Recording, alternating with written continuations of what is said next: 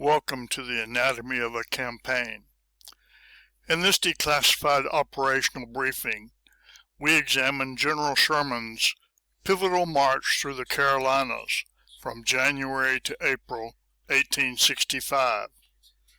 Strip away the myth to uncover the true engine of his campaign, a brilliant focus on logistics, engineering, and psychological warfare.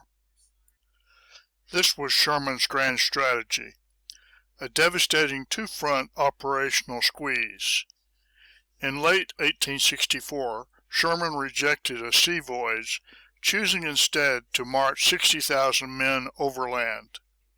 His mission wasn't just to fight, but to systematically dismantle the vital Confederate rail lines and logistical infrastructure from the rear. Contrast traditional warfare with the evolution of Sherman's hard war. Moving beyond conventional battlefields and vulnerable supply chains, Sherman targeted the infrastructure itself.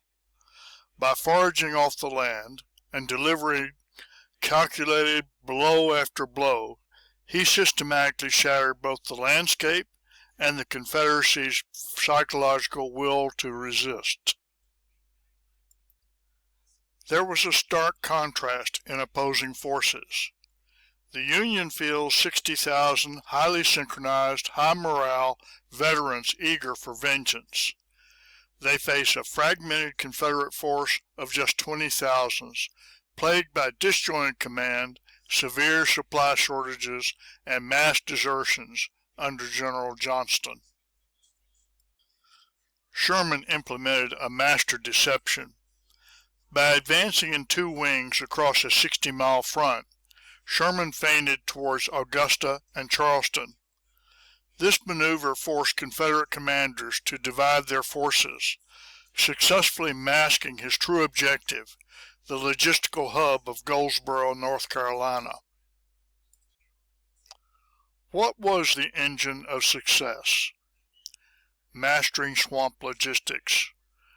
Sherman transformed his entire army into a massive self-sustaining engineering corps. Advancing an unprecedented 10 miles a day through flooded low country, his pioneers cleared timber obstacles faster than Confederate forces could chop them down.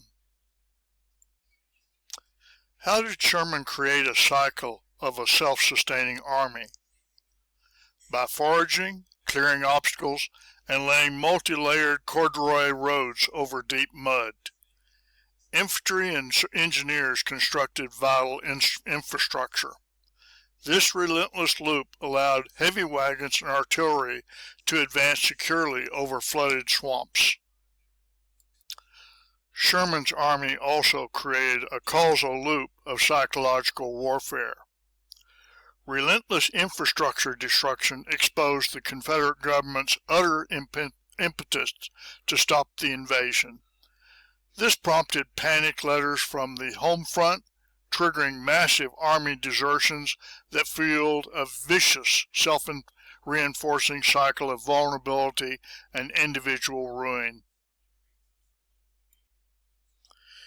Here we note the deeper human realities of the march. Active destruction hardened civilian resentment, while emancipation proved chaotic and complex.